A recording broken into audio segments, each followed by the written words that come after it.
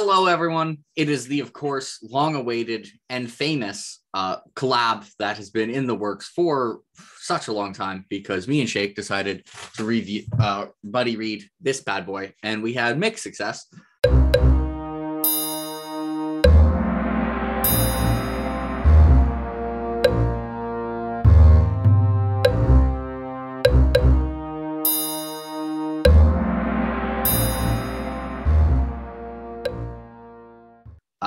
In terms of doing a buddy read, but we did both read it eventually. So this is Sheikh. For people who don't know you, can you introduce yourself and to your channel that has almost all good videos? Sure. I was going to mention it. So yeah, as Jake mentioned, you probably know me more from Discord as Sheikh, or now my channel is called Sheikh, which is my full name. And I have mostly covered fantasy and sci-fi books when I cover stuff. I am very infrequent with uploading, but yeah, that's basically all you need to know. But you may have seen me in a lot of different book-related Discords. The guy who shares reactions everywhere. Maybe. Yeah, and he won't flood your inbox. He hits you with only quality 99% of the time. Again. Yes, and I just posted Jake's favorite. Yeah, just right after I showed him the description, he's just like, oh. And I forget what I was saying before, and there definitely wasn't an editing blunder, but this is Sheikh, who has a way cooler background than I do. And we are here for Fire and Blood. And for those of you who have seen him on Discord or his channel, Sheikh is a big fan of A Song of Ice and Fire. One could say that his 5 favorite books ever are the 5 books in A Song of Ice and Fire. I am a fan of A Song of Ice and Fire, but definitely not to the same degree. So I was really hoping that I would like it. I thought it'd be really funny if he really disliked it. Unfortunately, we both liked it. What were your general thoughts on the novel, though? So as you said, I'm a big Song of Ice and Fire fan. And so I was already probably going to like this. And I did like it, but I didn't like it as much as I like the other stuff. There are sections in this that got close. Jaehaerys. Spoiler. But yeah, overall, I think it was really interesting. I like what he did with all his, all the framing of the stories and how he used different sources. Like this actually reads like a history book. It's not just like he's saying this happened, this happened, this happened. It's more like actually an in-universe history book where it's like, this is what we know happened if we believe our sources.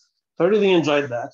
I do think it's a bit uneven in sections, like some parts are really good, some parts are a bit dry. But overall, I think we can get a bit more into detail, but I think it's like the way I wrote it in my Goodreads reviews, like it's a book of, no, I didn't write a Goodreads review. What I said is that it's a book of like 3/3, basically. Like we had like Jaehaerys, the dance, and then everything else. And I rated each one separately, but we can go into that a bit later. That seems fair. I definitely, so my favorite bits, I would actually say all the way through Aegon 1 dying through Jaehaerys 1 dying would be my favorite. Because I really enjoyed like the conflict between Aenys and Maegor. I thought George did a really, really good job of kind of establishing their characters, despite the disadvantage of, barely having dialogue and having no internal thoughts. He really, I think, showed in this book like how much he can do with very little in terms of establishing characters. I think it did get a bit lost on him during the dance, where a lot of the characters were just people's names, and all you really knew about them is this person is from House Tully, and this is their name and this is their title. But when the cast was still a little bit smaller because Jaehaerys hadn't had 12 children yet, I thought it was really impressive, like how well it felt like you understood each character. Although we might have understood a character from each character, because it seems like there are very different views on like how unreliable this book is. So I think that's something to talk about, because I also will say I enjoyed this book. It would actually be middle of the pack for Song of Ice and Fire for me. I obviously like Song of Ice and Fire less than Sheikh. I think I'll probably like it more when I reread it, so it might move down. I like the 3 first ones more. It's pretty close with the Dance with Dragons, and then I like it more than Crows. Because last time I read Crow, I mean, it's been a long time since I read A Song of Ice and Fire. I was going to say, this is most likely going to change. I would be surprised if your Feast for Crows rating stays where it is. I would also be surprised, but I feel like I can't up the rating just based on how much I think I'll enjoy it on the next read and not. Didn't you literally do this? Anyways, so like the framing device is a pretty huge part of this book, both for the conspiracy theories and for just like the experience of reading it, because there are some fantasy books where people will be like, well, it actually is more like a history text when it really is like a fantasy book that is a bit more like a history text. I'm not calling you out, Malazan fans, maybe. This is literally a history text. Like, as I think I said in my Goodreads review, this is written as if George like went through the multiverse, stole a text from Old Town, and then just translated it into modern English. And then he was just like, here you go, everyone. Maybe he did. Maybe that's why Winds is taking so long, because in his multiverse, the events haven't actually happened yet. But so it makes a very interesting way of selling it. It's written by this guy. George is just, okay, my... Yeah, I'll show it because you have a background, so it's going to cut things off when you hold them forward. That's the Iron Throne we could have had. There's a really good illustration of the Iron Throne in this. It's by this guy, who I don't know much about, but I've seen people say apparently he's a terrible historian. So, very interesting. So you read World of Ice and Fire, right? Yeah, I read it a long time ago, and then I read the Targaryen section again just to make the tier list. Yeah, so what's funny is Fire and Blood, or whatever the official name of this book is in history, is referenced in World of Ice and Fire, right? Like, he has like small sections that are like from Archmaester Gildane's history. And the dude who wrote this is literally Archmaester Gildane. So I guess you may find more like about the narrator also in there. Like, I haven't read World of Ice and Fire, but I definitely want to go through it and see like if there's commentary on this guy. I know, like the final section where like Aegon 3 takes over, that's like a little quoted, that's a quoted section from World of Ice and Fire. Like in the Aegon 3 section, it's like Archmaester Gildane wrote that like this happened, and then it has the quote from what ended up being Fire and Blood.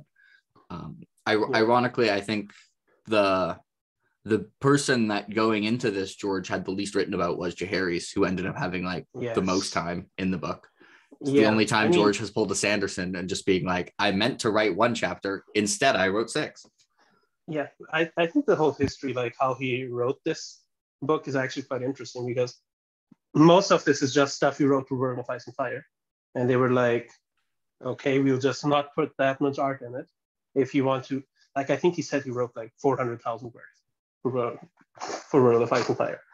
And then they just took everything out, and they put it all into Fire and Blood. And then he was like, for Jaehaerys, I had only written like 50 years of peace and prosperity. And I was like, okay, maybe that's not the best way to do this. So he literally wrote the Jaehaerys part like before this book came out. So I think that's maybe also why it's better, because he wrote it in 2018 probably, or 2017 maybe. It's kind of funny that it seems to be most people's best part, because you would think, hey, which part is going to be more interesting? Massive civil war with dragons battling each other, or like a dude who did a really good job for 50 years?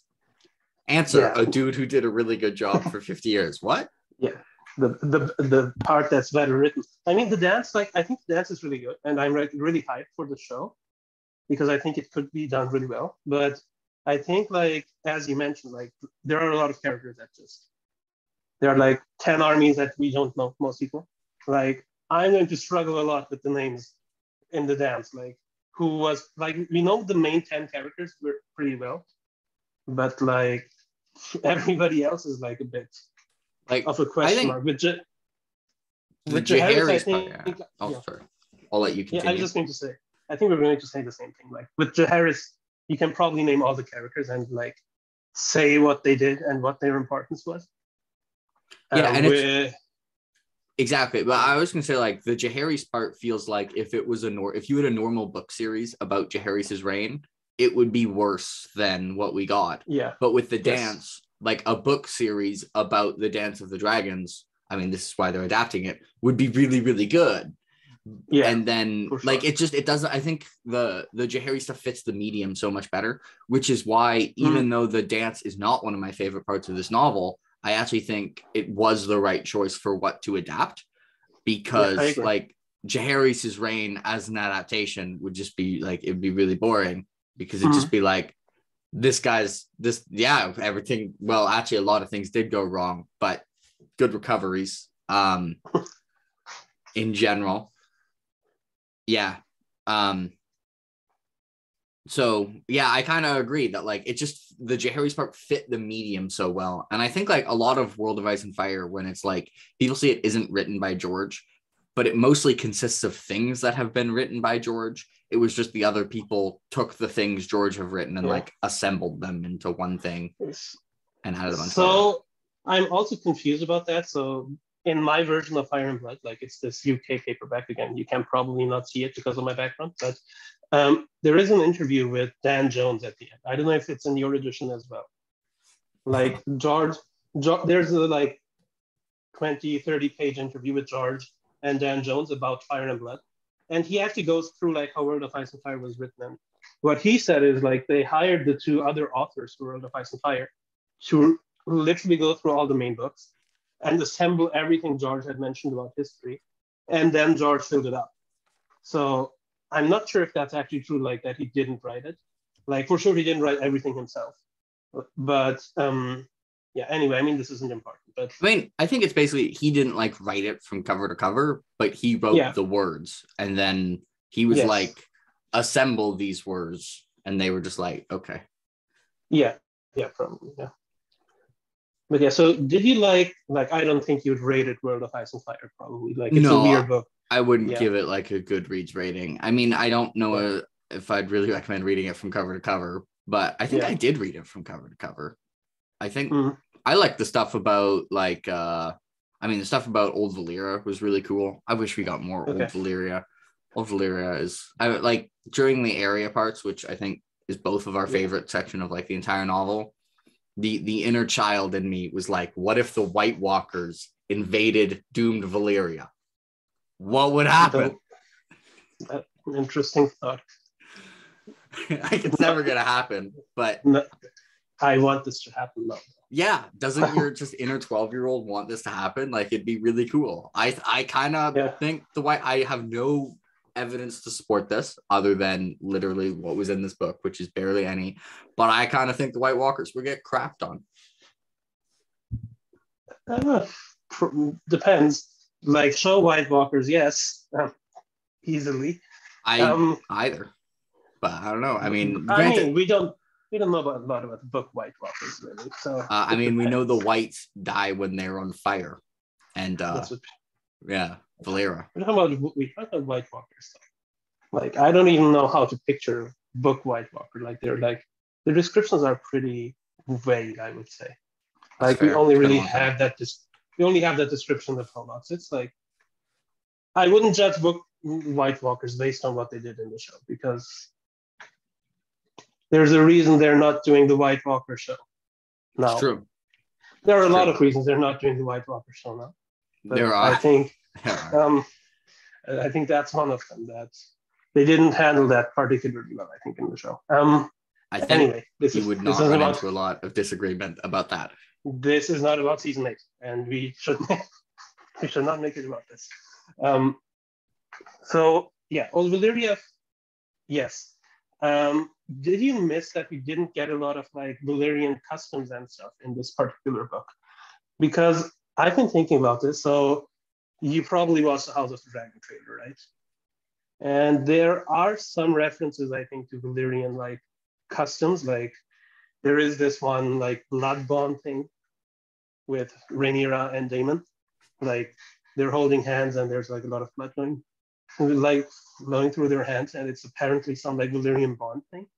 And I've watched a few videos where people were saying like this is before like Baelor the Blessed came, and burned all the former Targaryen stuff, like all the books from old Valyrian stuff. So these generations of Targaryens would actually have Valyrian customs still. So I'm like, I actually want to know, like, what have they kept? And also with the House Valerian, right? Like they have this funeral scene in that trailer.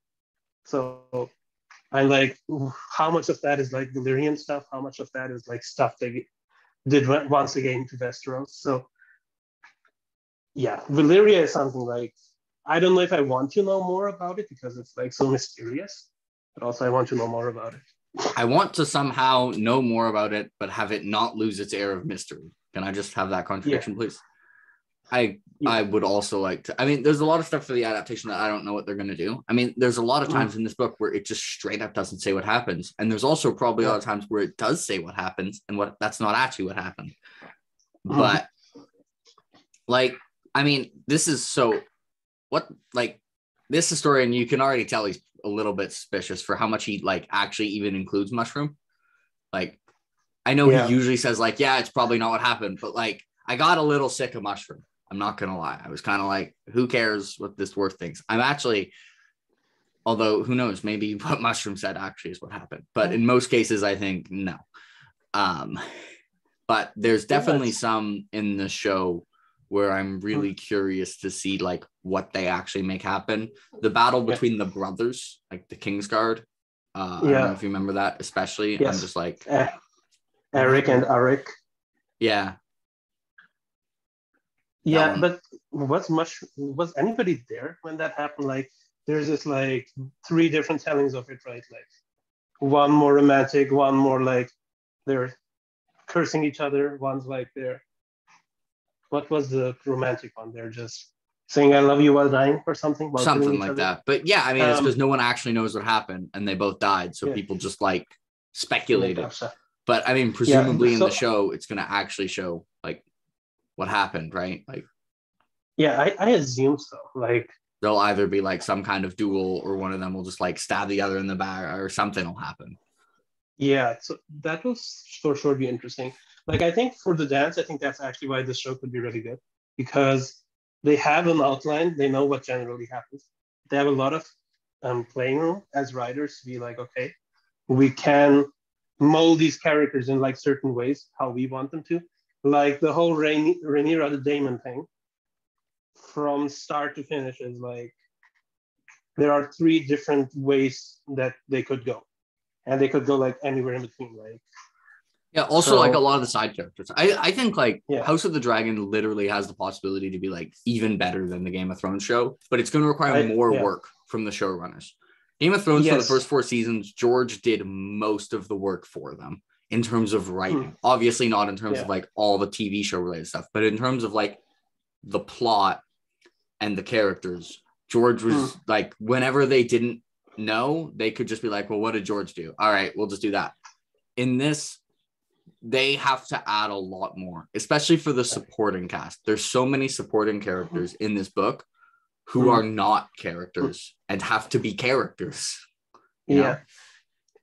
That's one thing. And also, like, they have to add a lot of dialogue. So the dialogue is what I'm worried about, because I think this is very reminiscent of the first 4 seasons, right? It's super political intrigue, a lot of twists and turns. Like the dance part has like probably like more shocking stuff possibly than Game of Thrones. Like, oh yeah, you guys think like you guys think George killed a lot of characters in fantasy narrative mode. Yeah. Wait until you see George in history mode.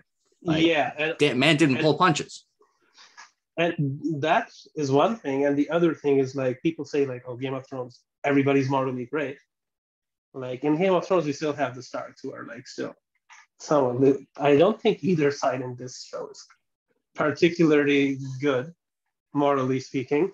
So I think this is like what people think Game of Thrones was like to the 10th degree, basically, with more dragons. So I think there's a lot of potential here. But what made Game of Thrones season 1 to 4 really good is like the dialogue. So you have to keep the tension through the dialogue. Like just doing the plot beat by beat, I don't know, without good dialogue probably wouldn't help that much. And in the show, they actually took a lot of dialogue directly from the book.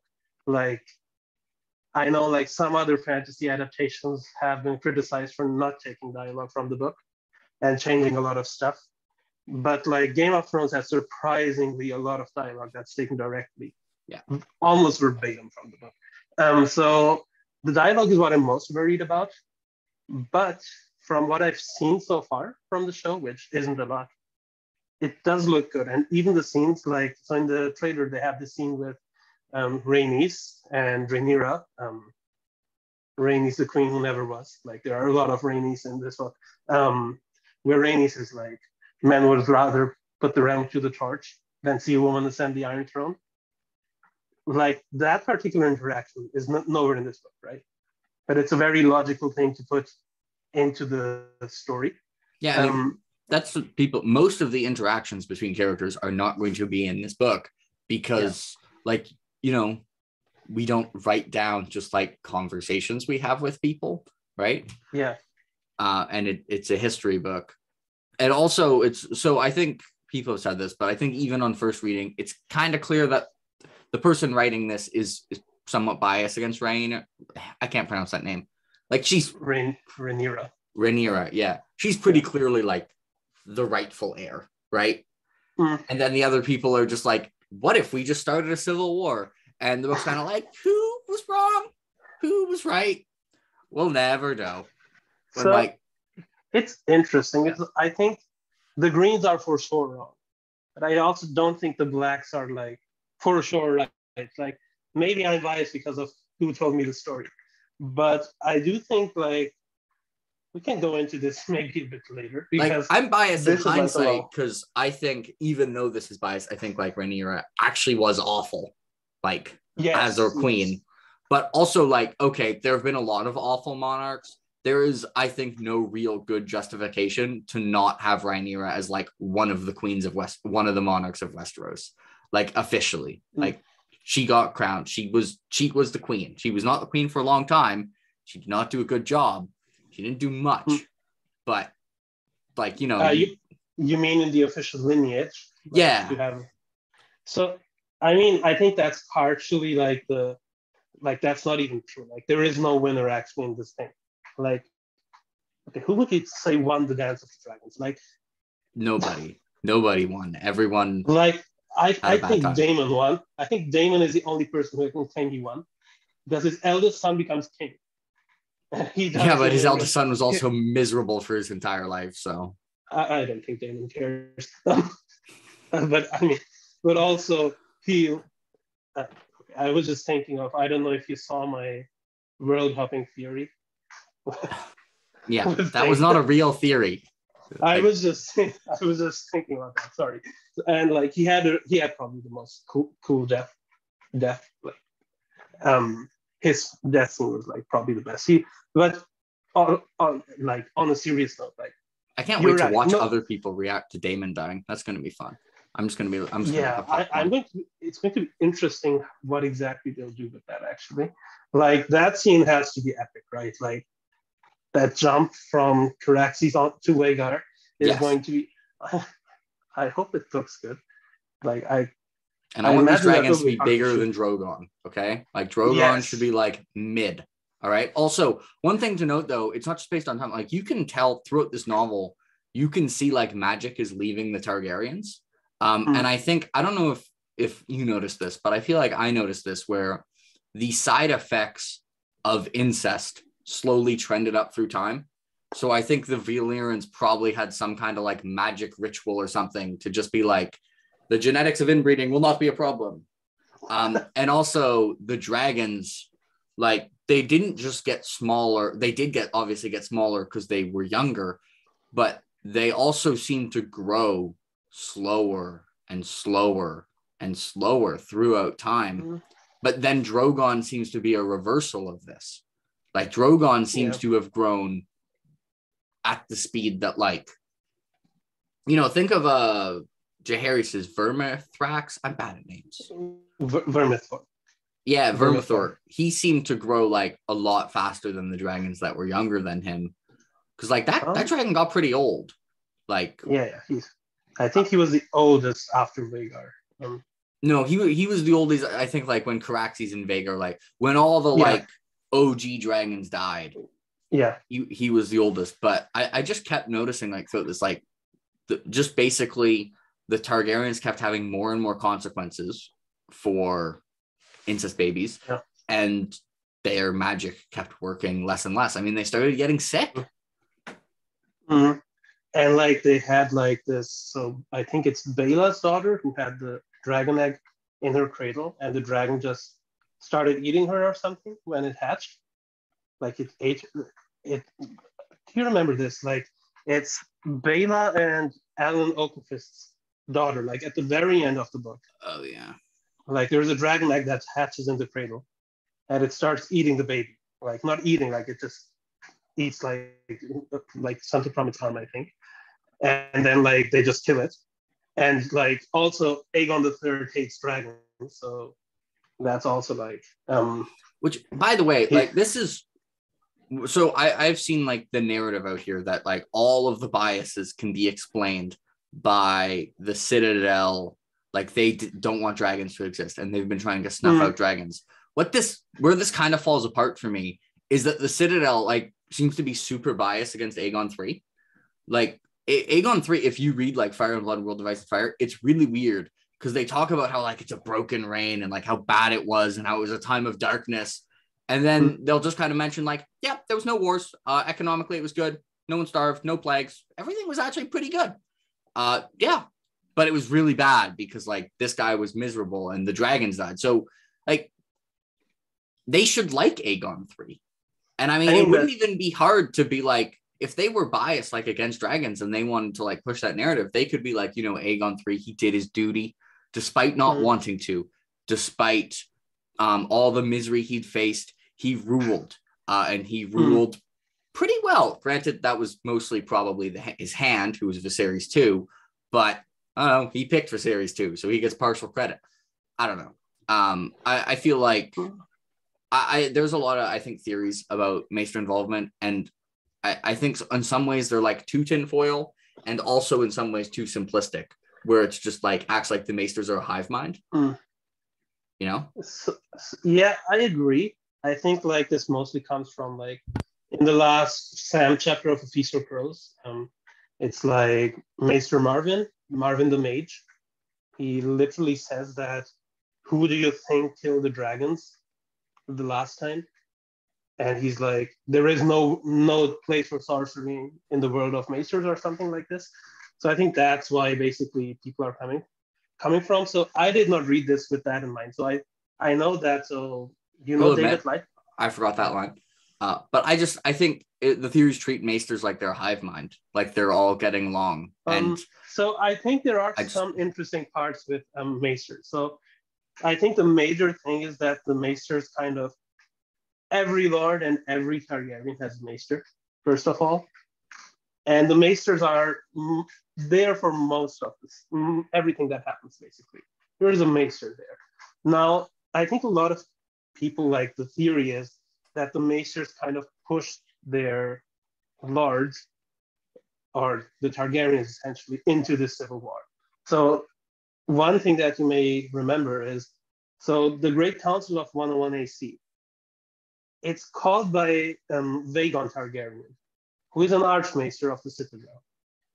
And that's kind of the place where this whole thing starts. Like, I'm just putting on the conspiracy, your tinfoil hat thing, right? So that's one of the major things where I'm like, okay, they do have some influence, and like the Maesters won't outright say, hey, we kill the dragons. Like they wouldn't be like, hey, Aegon III best reign because we managed to kill all the dragons during his reign. So I think like that's maybe not the best argument to be like they didn't do anything. I agree that it's weird that it's like they're all the same working to this one goal. But I think until we see like what happens in the main books, it's like hard to say what actually happens. But like, so I know, do you know David Lightbringer? Or he formerly known as Lucifer means Lightbringer? He does a lot of A Song of Ice and Fire content. I don't think so. So he did a few videos with like Quinn's ideas for Winds of Winter predictions, but his channel is like very like mythological. Like he analyzes all the mythology and all the symbolism in Song of Ice and Fire. And I think he is currently doing a reread of Fire and Blood, specifically highlighting the Maester stuff. So maybe in a few months we'll have a very specific breakdown of what each Maester does. Like his channel is good if you want all this like mythology and weird theory stuff to be explained. So to be clear, like I don't think like no Maesters are I just don't think they're all doing the same thing. Yeah, that's possible. You know, like I feel like, you know, when you have an institution with a bunch of like academic people, you tend to not have universal agreement. Yeah, right. Like I'd be pretty disappointed if they all agreed, because it's like that's not generally how academic institutions are. Like you don't end up with just everyone agreeing and having the same motives. You end up with, I mean, like every other aspect of the series, with all these individual peoples trying to do their own thing. Some people trying to influence other people. Some people are just like, I don't care about the outside world. I just want to research this thing. And like all doing different stuff. And they're obviously like, I think there clearly have been a large number of Maesters in history who have been anti-dragon. But I mean, whoever wrote about Aegon 3 doesn't seem to be anti-dragon. Because again, like Aegon 3 was the only Targaryen who like was also anti-dragon and was actually pretty good, probably. I mean, that's a good point for sure. But I think like maybe I agree with you, but I also see like why people want this to be true, because it's like an interesting thing to explore. And like Old Town is going to be different. Like the Citadel in general is going to be important in some way in the main series. So I do see why people talk about this. Like, I'm not sure how I feel about it, to be honest. Like, on one hand, I agree with you. It would be weird if all of them are the same. I don't think that's going to happen. But I could see like the higher ups, like the Archmaesters, or I think it's called. Yeah, there could be like a conspiracy somewhere. Yeah, because they're also the ones who elect the Archmaesters, right? And so you said that the Maesters are also pretty anti-Rhaenyra. If you remember, Rhaenyra is the only one, I think, who literally throws out a Grand Maester and says, my Maester is now the Grand Maester. So they might have a reason why. So, Rhaenyra, just to be clear, Rhaenyra is bad. Like she was a terrible queen. No, I'm just saying that might explain why they're anti-Rhaenyra. That absolutely could, yeah. And also, like, so I think anyone would be hard pressed to argue that Fire and Blood is not a biased narrative in a lot of ways. But I think some people take it too far. Like there was a comment on my tier list video that I was just like, I don't know about that. That was trying to basically be like, every monarch we're told is good was bad. Like they were actually being like, Jaehaerys was actually bad, and like Aegon 4 was actually good. And it's just like, okay, even if you ignore the opinions, for that to be the case, all the events that just happened, like things that were common knowledge, like this would just have to be a lie about those. It would be like if there was a history book that just said like, actually Carthage won the Punic War and Rome fell. And it's just, if that's the case, this is a worthless book. So why would it be written? Right. Yeah. I mean, George isn't the kind of guy that's going to be like. So I think it's much more likely. Yeah. I think it's much more likely that it's like what happens with real monarchs, which is the people who were mostly good have their flaws like glanced over. Like for Roman emperors, everyone just kind of ignores like, hey, Hadrian, you kind of did a genocide. Because other than that, like he stabilized the realm. And on the other hand, then for the people who are mostly bad, they end up with like really exaggerated reputations. And I think that's probably a lot more likely. But like, it's because I think like young Jaehaerys, it seems like generally did a better job than old Jaehaerys. Like as Jaehaerys got older, he maybe got a little bit more rigid. But hey, no one else ruled for that long. So you got to cut him a little bit of a break. But also, like, old Jaehaerys, like, he did bad mostly in, like, personal matters, right? It's true. Like, politically, his biggest flaw is, like, living too long, outliving all his heirs, so that he has too many possible heirs. But I mean, also, something was suspicious about, do you think, are you on the side of all Jaehaerys' kids dying was really unlucky, or that very suspicious? So that's interesting. So the way all of them die are actually like it's written so well and so distinctly that I don't see that why any of them would be like planted. Like nobody who dies of like Yeah. random poisoning or anything, right? Yeah, none of like, them are suspicious individually. They're suspicious like that all of them die together, weirdly. right? So so a lot of them die in childbirth, right? Or a lot of them actually die like 2 or 3 days or a month after being born. Like I actually wanted to go through every child of Jaehaerys because I'm like all of their causes of death are like interesting to explore. Because so do you want to do that actually? Because there's a lot of them. Like because I'm not sure. Like I didn't think that there's anything suspicious, but maybe there is. Like there could be. But to what end? Like you mean again? Maybe the Macers poisoned them to Yeah, I start mean, the civil war. yeah, it's also like I just randomly thought of this. It might make no sense whatsoever, but I'm trying to think of like what do most of the deaths accomplish, and it almost seems like the people they kill are who you would kill if you wanted Rhaenys to be queen, and they just failed.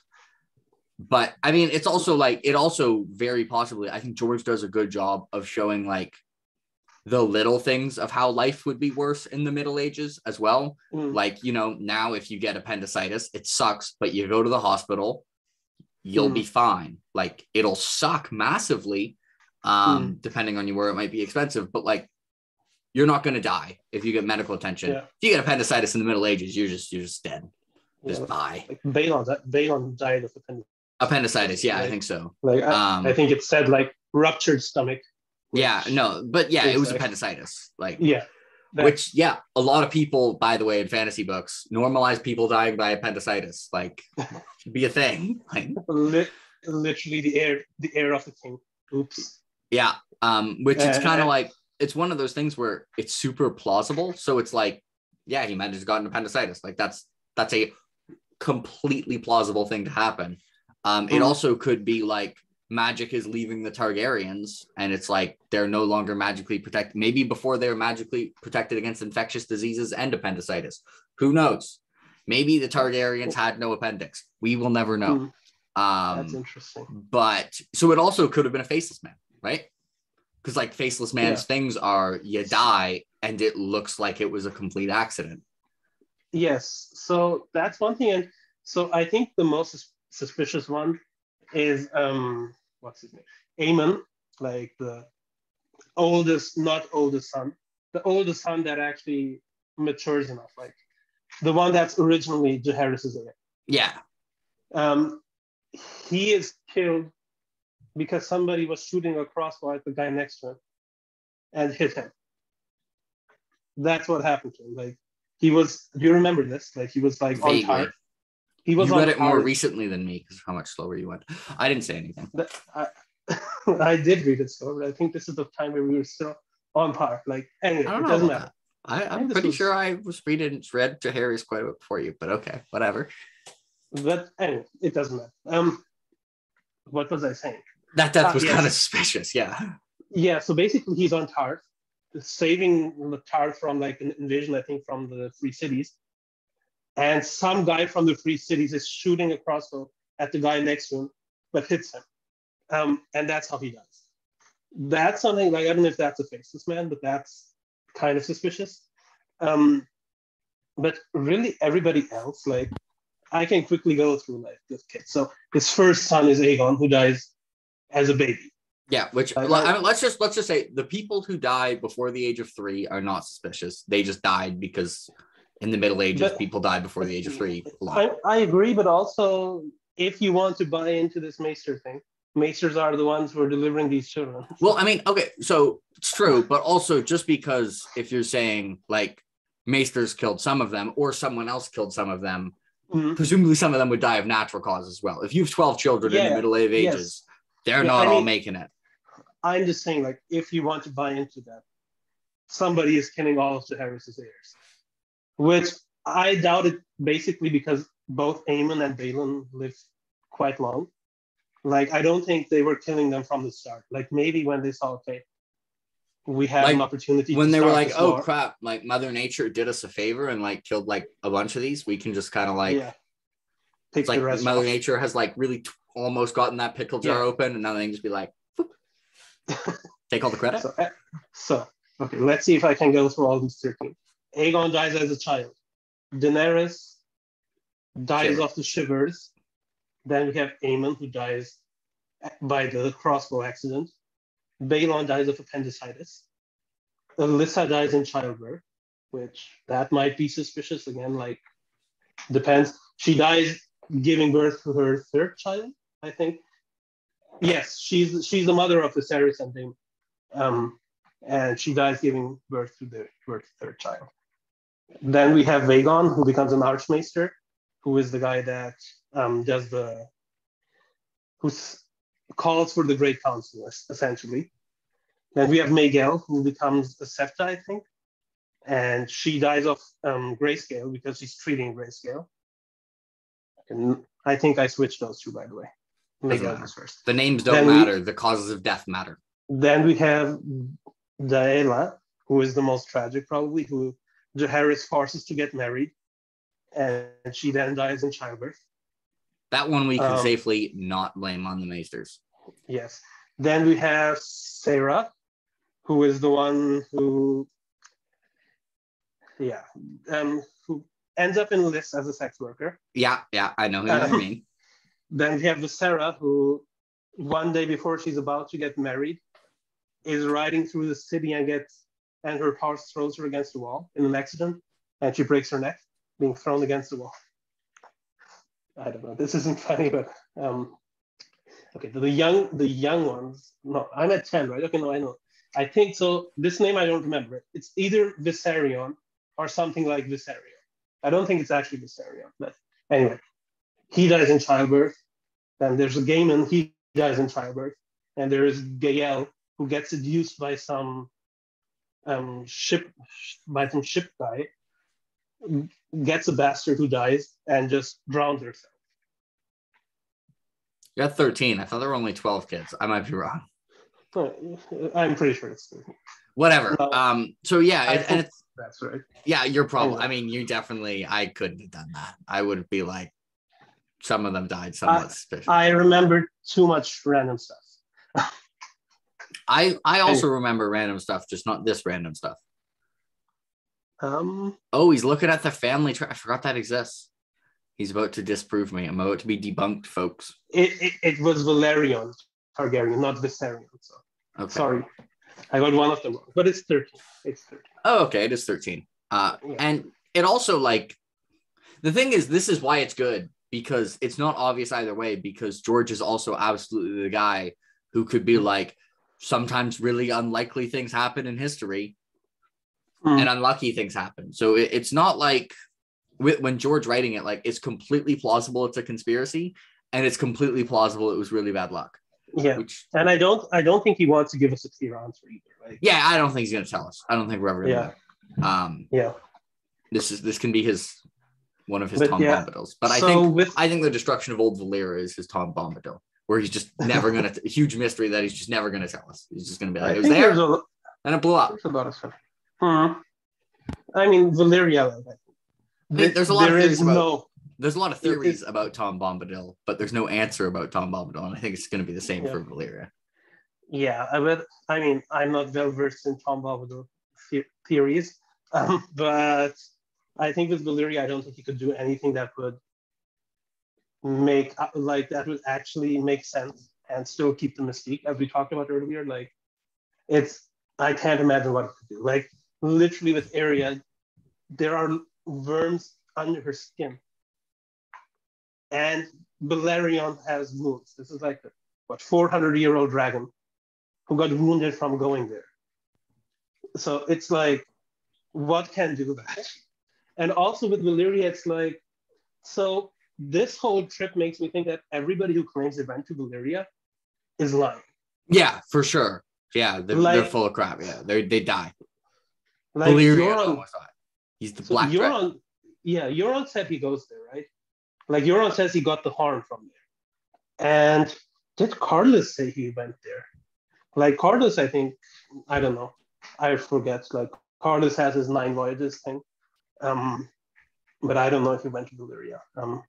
I'm with you there. I don't think anyone went there except Arya Targaryen. And I think what happened to Arya Targaryen is what would happen to people if they went there. Much faster if Arya wasn't literally riding the Black Dread. So you said it was your favorite part of the book, right? By a good margin, yeah. Okay, so I think it's the best written part because like the whole suspense and horror part of Martin's writing gets through. Like the whole thing with the build-up, okay, where did she take Valerion? And I didn't even consider it. And the explanation makes so much sense in hindsight. Like, why do people think she can control where Balerion goes? Like, she's a kid. Exactly. I love that. Like, and it's like just chilling when it's like revealed. Like, we should have thought about this better. Why were we stupid? Basically, he went home and yeah. So I'm wearing this jacket because of the chills from that scene. So you think that's what happened? So shows, can I spoil season 8? Yes. Okay. People are watching a Fire and Blood. There's no human out there who is watching a spoilers Fire and Blood chat and who either doesn't know what happened in season 8 or cares what happens in season 8 and doesn't know. Like, that human doesn't exist. So do you think that in season 8 canon, Daenerys is like being eaten by worms from the inside? Because sure. The answer, I think D&D didn't think about it. As was often the case. Many people throughout seasons 5, 6, and 7 or 8 were like trying to figure out the big conspiracy, coming up with all these theories. And the real answer every time was that they didn't think of any of that. Yeah. Anyway. We're moving on. Steering back. So yeah, like the Valyria part, like it's a pretty short section, but it's actually, it might be my favorite bit of like lore and world building from George, where I agree. Oh, okay. Like overall, you mean, not just in this book? Yeah, overall, like from George. Huh. Not my favorite scene, because like there are scenes that are better from like a character or like a theme or like other parts, but from like a world building and lore part, I will take that I don't know, 15 pages against any other section from A Song of Ice and Fire, The World of Ice and Fire, or anything else that George has written, which I say confidently, despite being totally ignorant, because I haven't read any of the sci-fi. Yeah, I mean, I think like there's nothing else that comes to mind directly, but I don't know, like probably like it's written very well. So I love the reaction. Like Jaehaerys like never talked about the Smoking Sea, but Jaehaerys like after like he banned people from going to the Smoking Sea. So good. Also, the art of that scene that's in there is so terrifying, crazy. Yes, like I was flipping through this book a lot to see how long chapters were, because I don't know how people like Alex read this thing in a week. I think Leanna read it in like a day. Yeah, I think Leanna read it twice. Like she read it and she also listened to it afterwards. So I could not remember anything from this. Like I think I'm already forgetting too much stuff because there's so much information in here. But that particular image is burned into my head.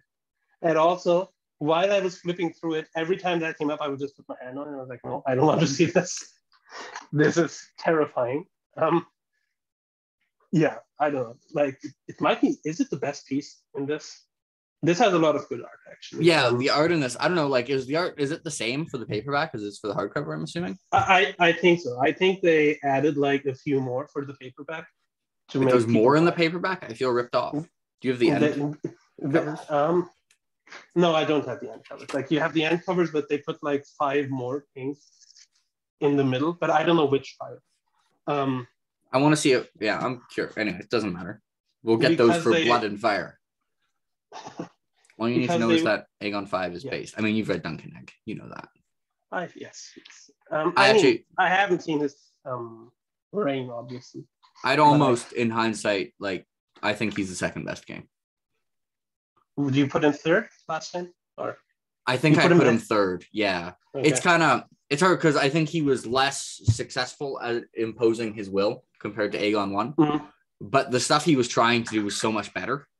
Yeah, I mean, he was doing a lot for the small folk and stuff, right? Like, yeah. There was one of my favorite like comments on that video is like people were literally complaining that like the Northmen, he sent them food in winter because they were starving, and they were like, "It's a tradition up here for our small folk to starve in winter." It's like Aegon 5 had to just be like, "You try and help people, like, come on, like." I mean, like the North is a bit crazy. Like also in the end, of the dance, the Hour of the Wolf, that they literally sent everybody who's like, okay, we don't have enough food. So all of Aegon 5 was like, that's a bad custom. Let's try feeding them. And the North is just like, stop infringing upon our customs. And Aegon 5 is just like, if I had dragons, I would roast you. But so I think like I don't know everything about Aegon 5's reign actually. So like I mostly know him from Duncan Egg. But do you think Summerhall puts any kind of hamper on that placement? Like, no comment. We're gonna move on. No comment. Actually, also Summerhall. So one question. We have talked about this, you and I. We would both gladly take Blood and Fire over Winds of Winter. No, like I want Winds of Winter. What? But if he was to publish Blood and Fire tomorrow first, I wouldn't complain. Oh, I wouldn't complain. When you said that at first, I thought you meant like if you could choose which one to get, I'd pick Blood and Fire. No. And I was like, hell no. But yeah, that's not. But I'm very excited for Blood and Fire. Like when I see an update that's like I made a bunch of progress on Blood and Fire and a little progress on Winds of Winter, I'm like, cool. So I'm all in for any Song of Ice and Fire content. So that's the first thing. And then, so out of Blood and Fire, Duncan Egg, and the main series, he has 3 options to reveal Summerhall, and I guess like a random world book. But I don't think he'll do a world book to reveal Summerhall. Like he didn't even reveal it in the World of Ice and Fire. So out of those 3, where do you think you should put the first reveal of Summerhall? Man, it seems like the most logical place to put it is in Blood and Fire, but that feels like the least compelling way to put it, right? I think the most logical is actually Duncan Egg. Like Duncan Egg, yeah. Oh, Duncan Egg too, yeah. Because the issue with Duncan Egg is that he has to write like 5 more stories at least before he gets there. Like that's literally the last story he'll do. So who died again? I my memories on what even happened. Like I know we don't know what happened, but what we know about Summerhall are hazy. I think both Dunk and Egg died there. And because the theory is that Egg was trying to hatch dragons, basically. Yeah, that makes sense. So that's why I asked, do you think like... Thing is, like, his reasoning behind needing dragons was, like, so he could try and stop feudalism and actually, like, make it so the common folk don't just get, like, murdered and starved constantly. Okay. So it's kind of... He took a gamble. It didn't pay off. But his logic was like, if he had like the tactical advantage that Aegon 1 had and he had dragons, he could impose like his will on the lords and actually like make long-term changes and not just create a period of stability when he's alive. Yeah. But like, you know, it's kind of like I took a calculated risk, but boy, am I bad at math. It's one of those moments. So I think like seeing it in Duncan Egg would have the most like tragic impact because we would have seen Duncan Egg like throughout like I agree 30 years or something. I don't know how old Egg is when he dies, but it also makes sense to put it in the main series because Summerhall is where Rhaegar is born.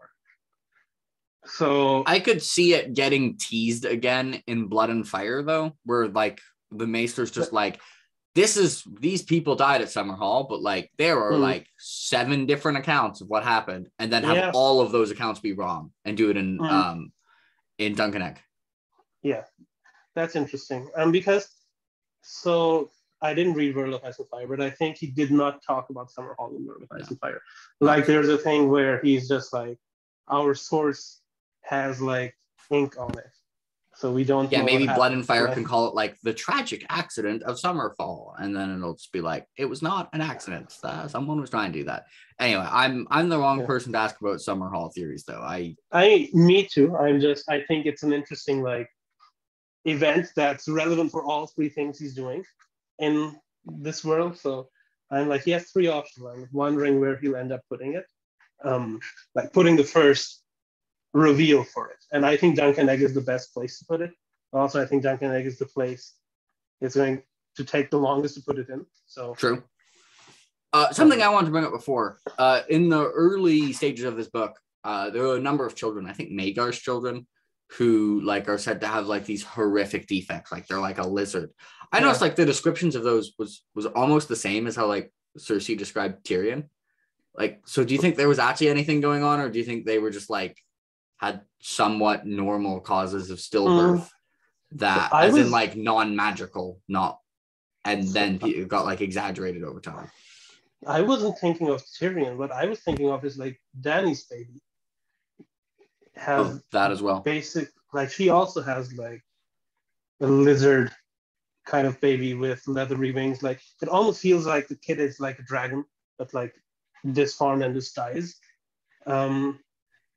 With Maegor, it's like hard to say because he's married to a sorceress who could be like doing this stuff.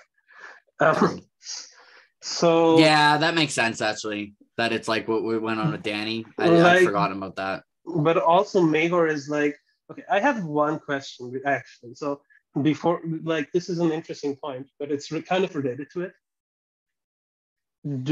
Okay, I don't know if this question will even make sense to you. Do you think there is a possibility that Aenys is not Aegon's son? So I mean, technically, I guess yes, but I didn't consider it.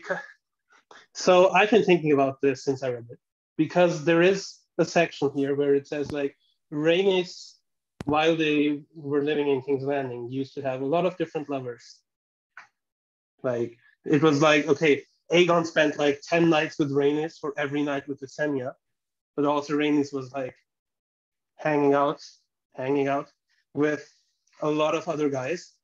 And the interesting part for me with that is everybody except Maegor is in Aenys's line. Like the whole Targaryen lineage is on Aenys's side because Maegor doesn't actually have any kid that survives. So there's a possibility Maegor is the only kid that Aegon had. Like and this isn't line even just ended. Yeah, like this isn't even acknowledged like in this thing. So technically they would still be like related to Aegon because Rhaenys is his sister. And again, this isn't anything that changes a lot of things.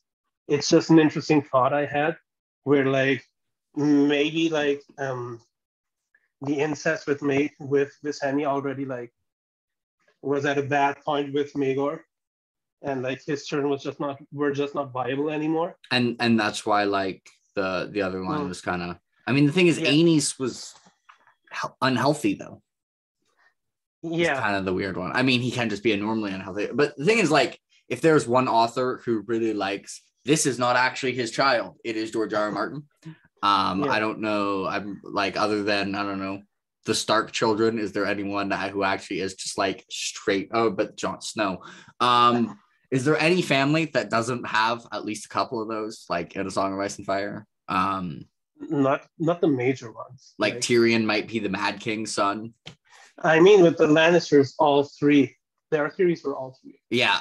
Tywin, which would be really poetic justice if Tywin actually had like no surviving children. That'd be really funny. Just because it'd be like get rid of Tywin. It's funny because people say it would be really poetic if Tyrion wasn't his son, and that's why Tywin hates him, which isn't poetic actually, but like whatever. Then there are people, it would be really cool if Tyrion was the only one who was actually Tywin's son, and Cersei and Jaime are actually the Mad King's children.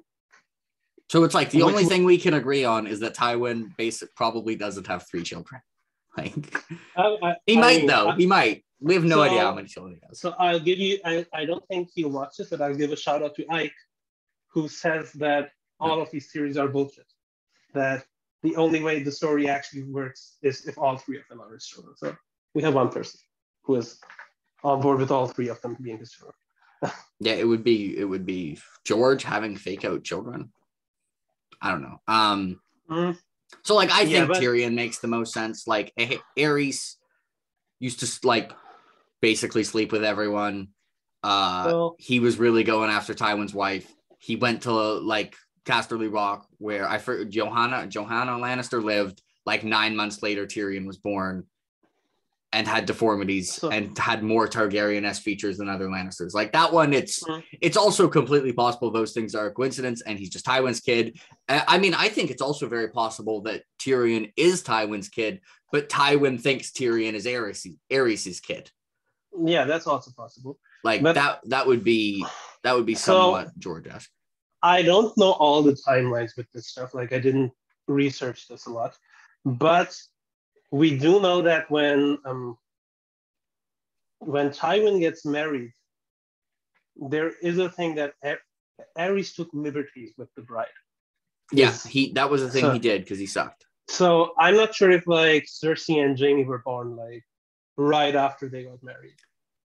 Yeah, so it's all plausible. If they get married like 9 months later, there is a possibility there.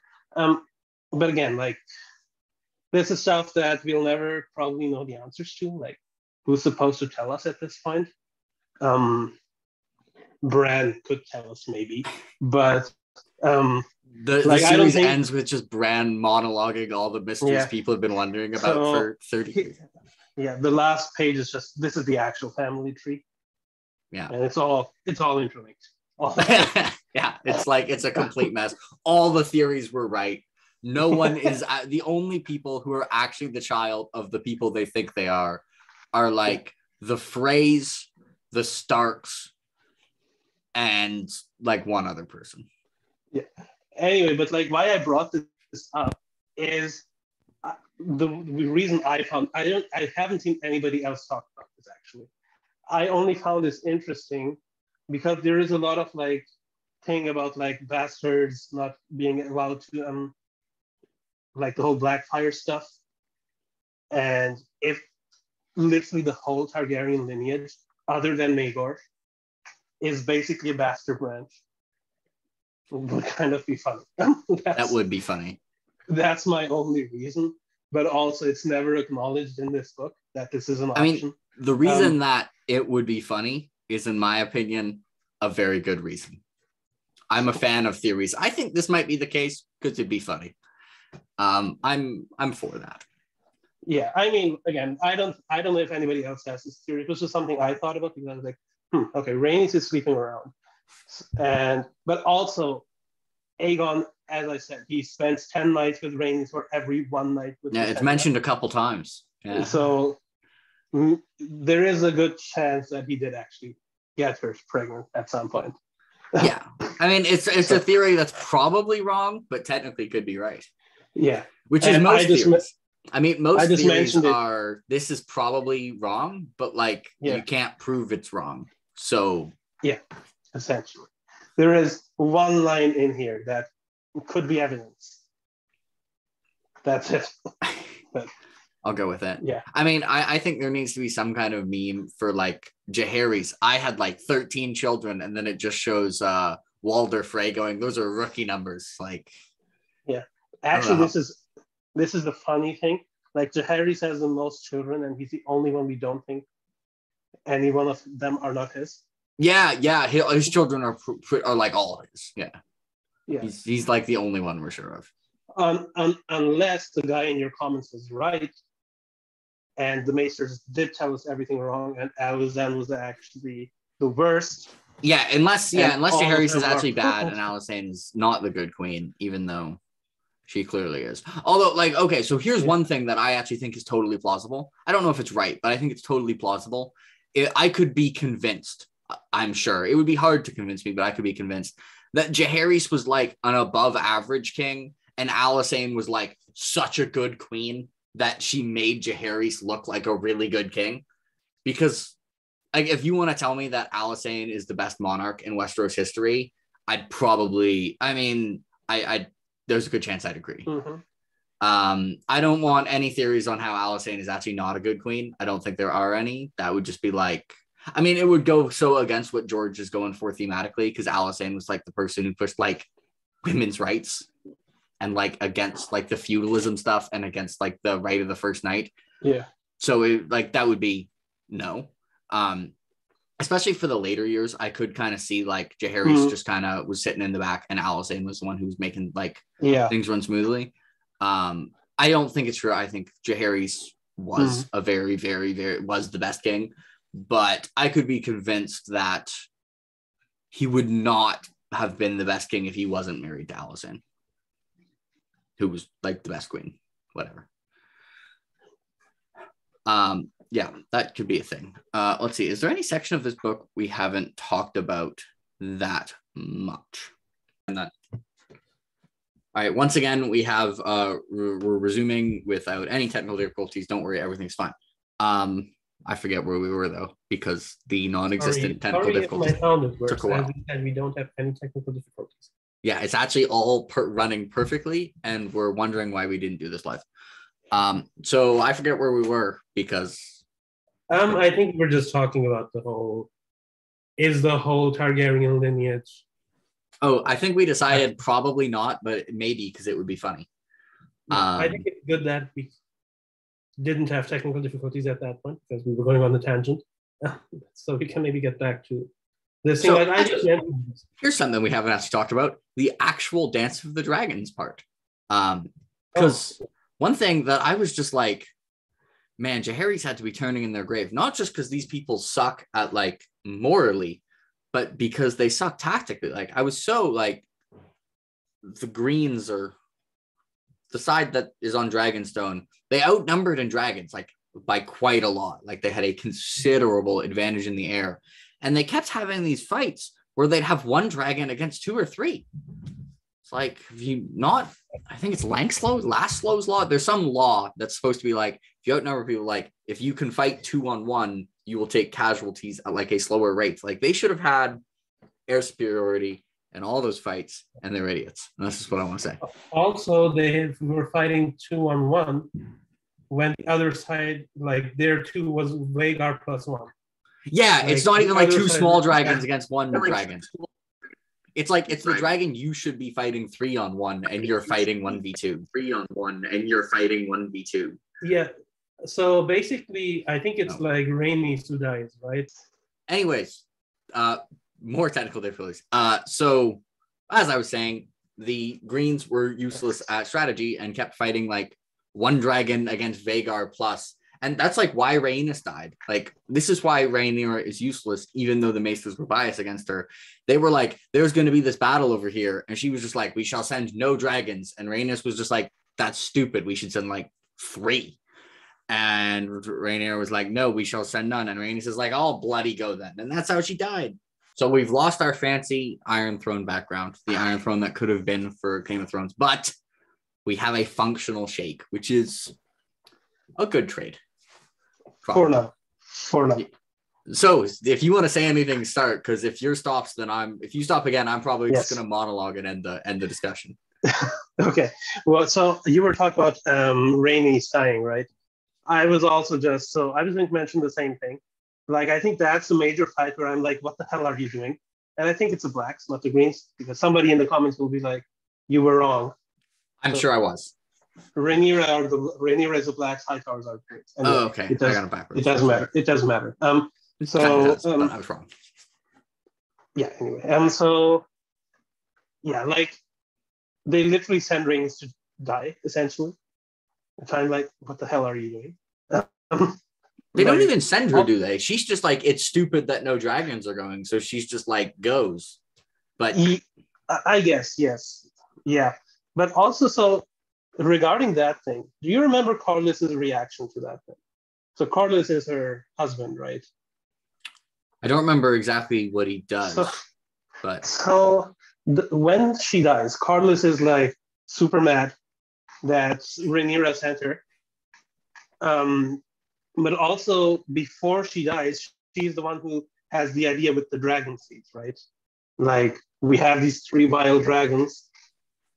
No, we have vile dragons and we have 3 like Vermithor and Silverring weren't being used, and they were like, let's get the small folk on Dragonstone, who are probably Targaryen bastards, and let's give them some dragons.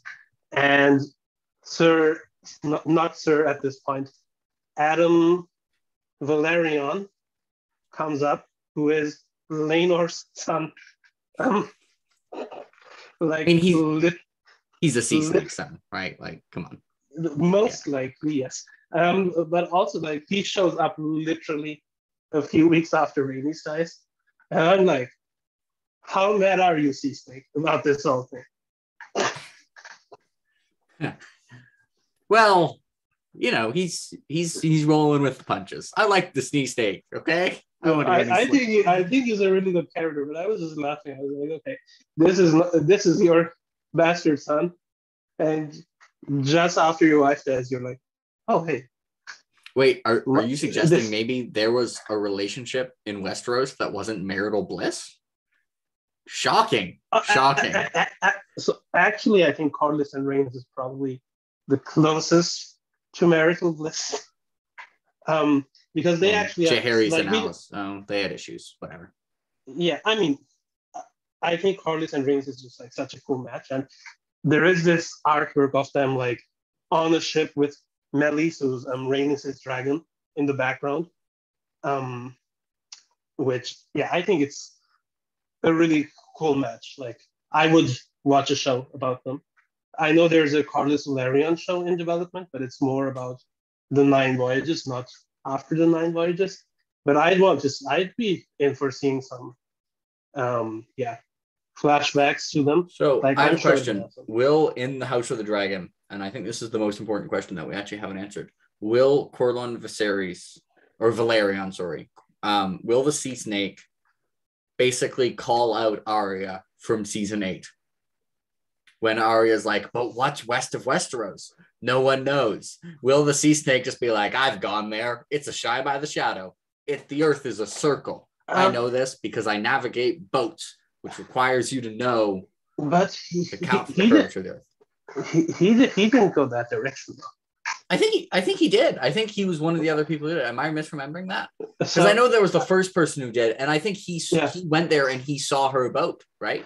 Yeah, but there's two ways to go there, right? Like you can go east. So I think he went east, and he was like, I saw her there. Oh, he went Ashai that way, and she went. And she had gone. So that's why they're like, okay, maybe. But anyways, he still knows the Earth is round because he has to navigate a boat. Like, anyways, this is why people didn't even think the Earth was flat in the Middle Ages. That was a thing that got into that's another story. I'm wondering if they will. So I think her name is Alyssa Harmon, like, who is the first person who tries it. And she's also the one who steals the dragon eggs that probably end up being Dany's dragon eggs. I'm wondering if they'll do that, but I think that's maybe too far back because it's like that's in the middle of Jaehaerys' reign. So yeah, I mean, the Council of 101 is going to be a thing in House of the Dragon, but I think we're starting with Jaehaerys as like very old. I don't think he's gonna really play a significant role in anything. Yeah, I don't think so either. Like, I think it would be a nice like tie back to be like, okay, this person stole 3 eggs, and we have 3 unaccounted 3 eggs we don't know where they came from. So, but I guess we technically from Fire and Blood know that Dreamfire, the dragon, is probably the actual mother of dragons. Of the 3 dragons from Game of Thrones or Song of Ice and Fire. So that's interesting. But anyway, if this was a Jaehaerys show, I think there would be a call out to the whole what's west of Westeros thing with Alyssa Harmon.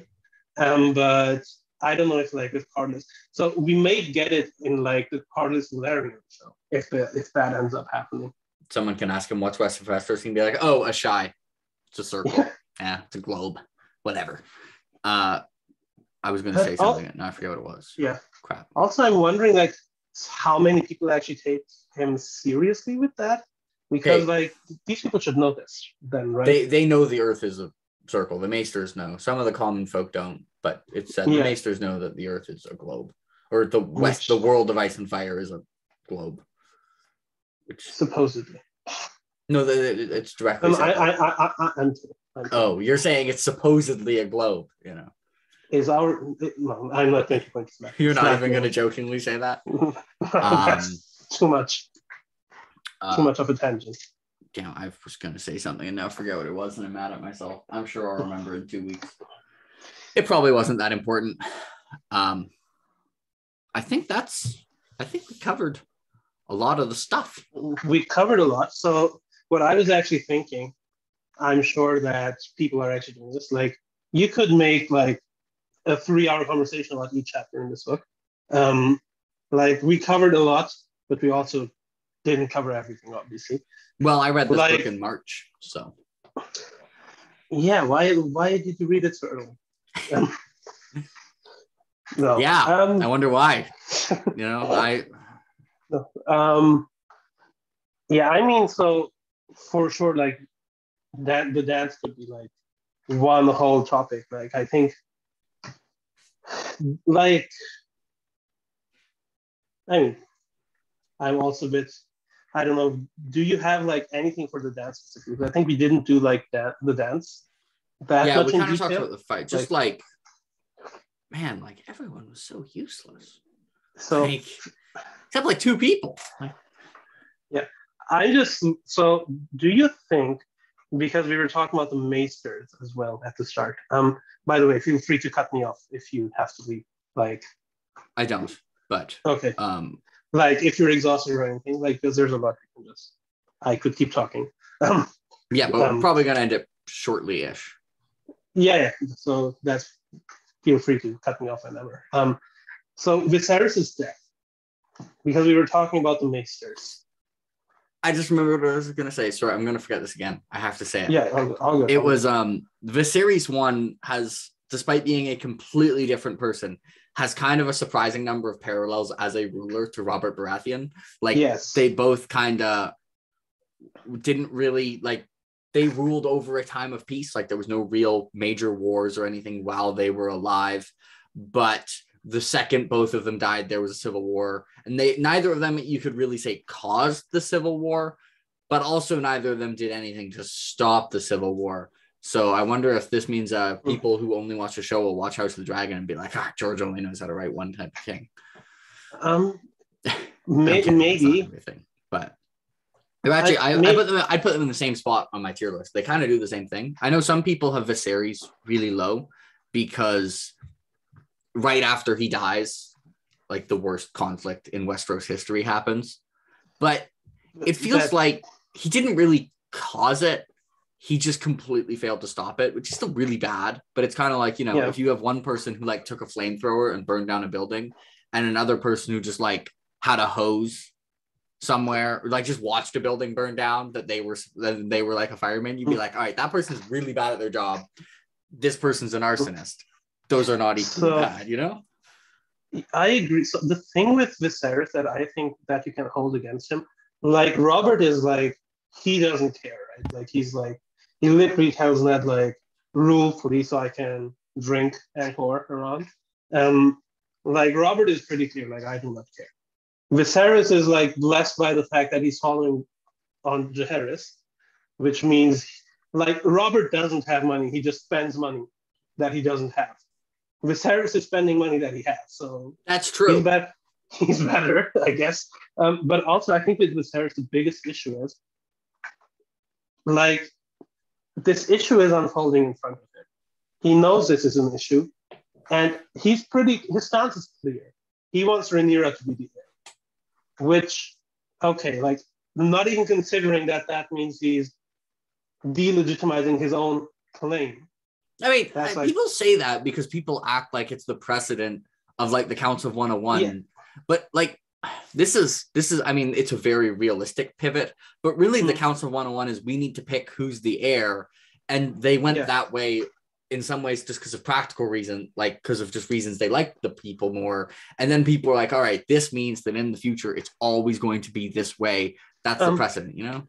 So I agree, but also I think like with the council, I think we mentioned this when we were writing about it, when we were reading it. It's like, I think we mentioned this when we were talking about why did Jaehaerys not consider Rhaenys, right?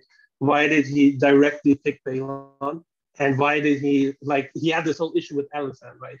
About this whole thing, like why, but she has this nice line, like, a good ruler needs this, and this. A cock isn't essential or something. Yeah. And then she just leaves, basically. And I think that with Jaehaerys, we talked about this, like he basically usurped the throne from Rhaena, right?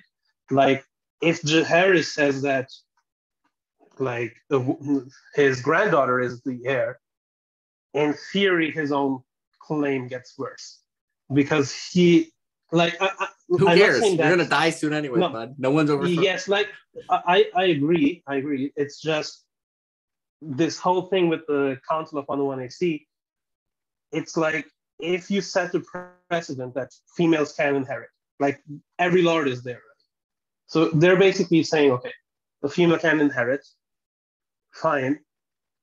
The issue is every lord there probably has some female above him in the line of succession. So it's like, if you say that's the heir, does the whole succession thing change?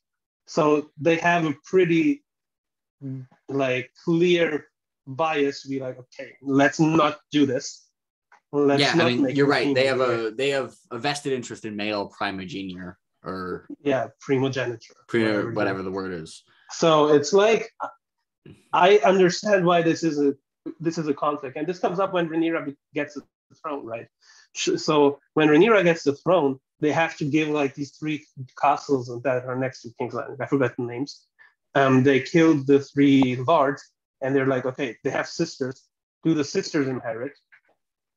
Like, and then it's like they want to marry one sister to Ulf the White and the other to Hugh the Hammer.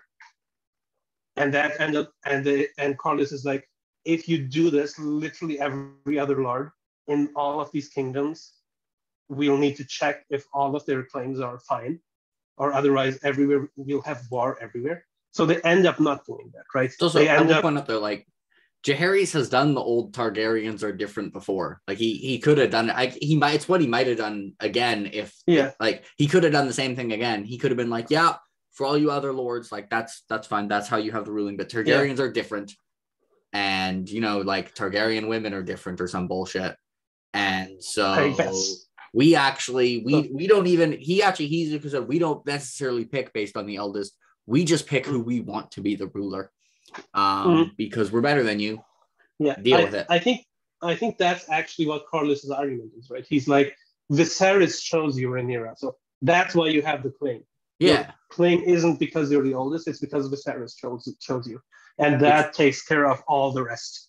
So Corlys was smart in that case, to be like, let's not start the next conflict or 5,000 next conflicts based on this. Where did we start this thing? I forgot. Where did this whole tangent start?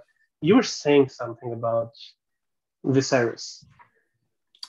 I think I was just saying he was kind of similar.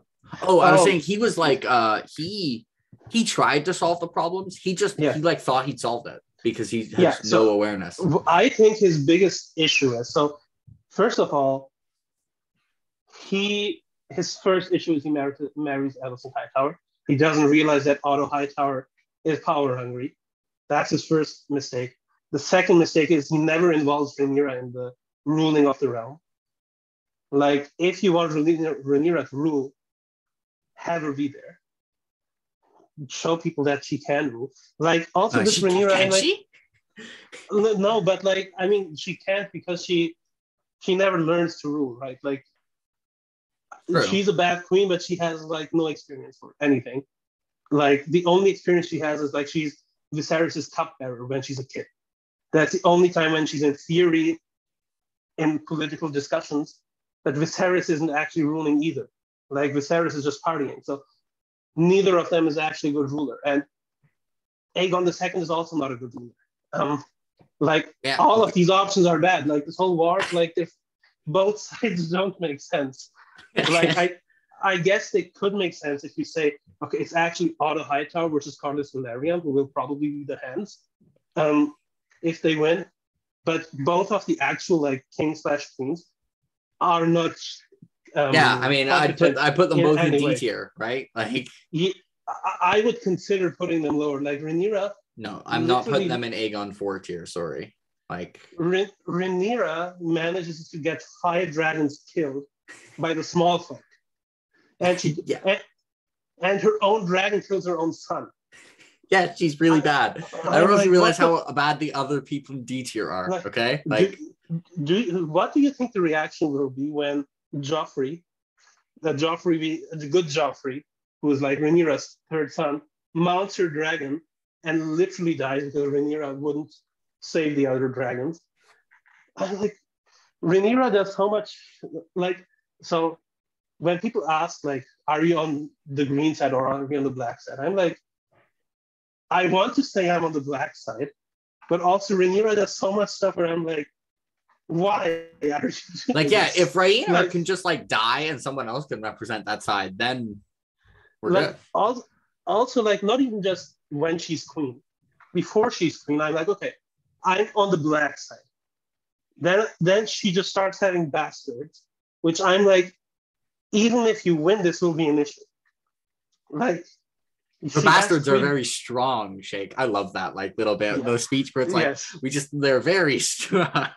So. Yeah, I'm looking forward to, like, actually seeing them on screen and seeing, like, Aemond and their reactions. Like, the one I've seen, and then the whole, like, all of their, jibes at another are going to be good. But I'm like, in theory, I like Rhaenyra, in theory, but, like, everything she's actually doing, I'm like, stop. Yeah, she's awful. If you want to be the heir, you can't be doing this stuff. You're just creating issues for yourself and all of your kids.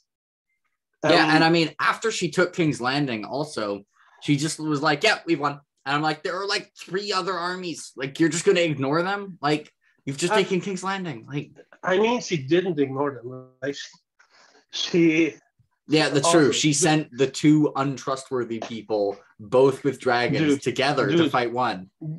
Do you know how mad I am that those 2 guys got Jaehaerys and Elisand's dragons? I'm like, no. Yes, I was also mad about that. I was like, no, Vermithor. I was waiting for... And then, like, Silverwing is just living in the Reach. And, like, also when Vermithor dies, the next is, like, she goes there. I think Silverwing is a she. And is, like, trying to, like, get him up, but he's just dead. I'm like, why did these 2 guys get these dragons? Like Tumbleton, both Tumbletons will be hard to watch on screen. Like, seeing Vermithor and Silverwing, or actually, I guess for people who only watch the show, they won't care. But I will care. I will. Seeing Vermithor and Silverwing just carrying these useless people, yeah, and like burning the whole thing down, and then like Vermithor dying. Like, Vermithor kills Sea Snake by ripping his Sea Smoke by ripping his head off at second Tumbleton. There is this the art in this is again so good. You have like a Vermithor scene with all his wing is like all messed up, but he has like Sea Smoke's head in his jaws. Like, yeah, but yeah, I think this show is going to be really good. I think there's a lot of stuff that will be interesting. Like, I'm actually planning to make a video about like how I would structure the show, like in 5 seasons, because I think it needs like kind of 5 seasons. Like, I've seen people say like, because I think you can't kill 20 dragons in a season. Dragons are going to be falling fast. Anyway, I hope they make the dragons good. I think I'm probably going to, on that somewhat depressing note of Vermithor just having a useless rider, I'm going to say that is the end of the Fire and Blood spoiler talk, right as my cat enters my room. Hello, Win. Hello, Hello. Vin is gonna close out this discussion So and more positive notes. say she would be also a really bad monarch, and she doesn't care about any of you. I have one question for you. Yes. If you get another pet, would you consider naming them after one of the dragons in this book? Probably not. And if probably other characters they'd be named after. It depends on the pet though, right? Are you gonna, if you get a copper colored cat, that has to be Vermithor? I don't think so. No, I'm just kidding. So. I'm just kidding. I just think the dragon names are really cool. But yeah, you probably name them probably Realm of the Elderlings or Stormlight characters. Yeah. No, that's fine. But I think the dragon names are actually really cool. But they're also they're also kind of long to say to a pet, like, "Hey, Vermithor." Yeah, I was going to say that doesn't work actually. Yeah. Anyway, I had fun doing this. I can actually, if you will let me go on one more tangent, I convinced one of my roommates to watch Game of Thrones. Good work. Did you give them the Jake Bishop approved reading watching order? No. The me stop after season 4. Oh, okay. No, the me approved order is to first read a Game of Thrones, a Clash of Kings, and a Storm of Swords, and then watch the entire show, and then read A Feast for Crows and A Dance with Dragons. And all right, one second. I'm going to close this door so we don't hear things, and I will explain the logic behind that. Okay. So first 3 books. I like books more. So read the books first. You'll understand what's going on better. And you knowing who everyone is when you watch the show will increase your enjoyment of the show. Except if you actually know what happened in A Feast for Crows and A Dance with Dragons, season 5 is already really disappointing. While maybe if you haven't read A Feast for Crows and A Dance with Dragons, you might think season 5 and season 6 are like quite good. And then you'll probably be disappointed by season 7 and season 8 anyways, but it do be like that. That's probably going to happen no matter what. Yeah. And then a lot of the time people like Feast and Dance less, myself probably included. But if you've seen the show, there'll be things in Feast and you're like, oh, that's why that has to be there. And so I think it will actually make, and also the show won't spoil A Feast for Crows or A Dance with Dragons because they're so different. It will spoil some things, which isn't ideal, but the things it spoils are usually things that are actually done pretty well in the show. So yeah. And also you won't know what it has spoiled. So even though you've seen it, you'll know it's really different and you won't know what actually happens. And that is why that is the Jake approved reading and watching order. Yeah. So my roommate is just watching the show right now because he was looking for a new show. And I was just talking about Game of Thrones all the time. I was talking about the House of the Dragon trailer all the time since it came out. And then I was just like making something with him, like cooking. And he was just like, pitch something to me, some show. And I was like, okay. So I pitched Red Rising to him. So he's probably going to read Red Rising over the summer. So Jake, I have really last thing. One thing I hate, I've turned into you. I managed to sell Dune, Song of Ice and Fire, Mistborn, and Red Rising to this guy. I mentioned Dresden and he's like, oh, no. I'm like, You've reached annoyance? Yeah, like I told him about your whole circle of Dresden thing. And he was like, okay, it just doesn't sound like my thing. And then when you mentioned, and then he's like, how long is it? I'm like 17 books. And it's going to be 25. He's like, okay, no. But I needed to make a video where you actually sell Dresden.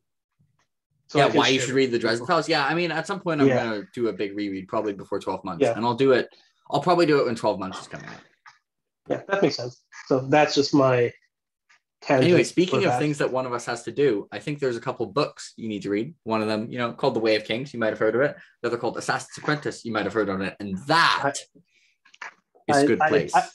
I don't think I have those on my shelf. Sorry. You sit on a throne of lies. You are more dishonest than the maester who wrote this. Also, this hardcover is totally worth it, by the way. People. Oh yeah, it looks really nice. It's very nice. I'd say there's a I sewn might. binding. So I was I'd say there's a thinking, sewn binding, which is pretty rare for these. So nice. So yeah, I'm thinking I might actually get that when Blood and Fire comes out. So I have them on the release day, have them and both. I Yeah, that might makes get sense. the UK paperback as well. So I have the extra illustrations that will undoubtedly be in there because they literally just put a few more illustrations to make you buy both editions. Anyway, Yeah. that is Fire and Blood. Obviously, there's more detail that could be done, but there are things on the YouTube where people overanalyze Fire and Blood. We are not doing that because we're talking about the entire book. So everyone, if you want them, watch Alex, Leanna, and Jimmy covered Fire and Blood. They do. Yes. Watch Ben Denis, which is a podcast, so you can just listen to them. And I personally really like David Lightbringer, the channel. If you want more, subscribe to Sheikh's channel. But don't watch the Wordbreaker video. Watch all the other videos, but not that one. So yes, there is a House of the Dragon video coming, hopefully soon. Yes. Hopefully. So subscribe to get that, and he won't flood your feed. So there's very little downside to subscribing to Sheikh, because it's not like he's going to flood your feed. He's going to upload like one video a month, and it'll probably be pretty good. So yeah. Hopefully. Thanks for having me. That little backhanded compliment to end it. Let's go. That's how we roll here. Yes, that's good. Hope you enjoyed the video, everyone. Thank you. Salute. I just realized I've never told people to subscribe to my channel, but I've now told subscribe people to Jake's channel. Subscribe to Jake's channel. He's close. Get him to 1.5K. That would be cool.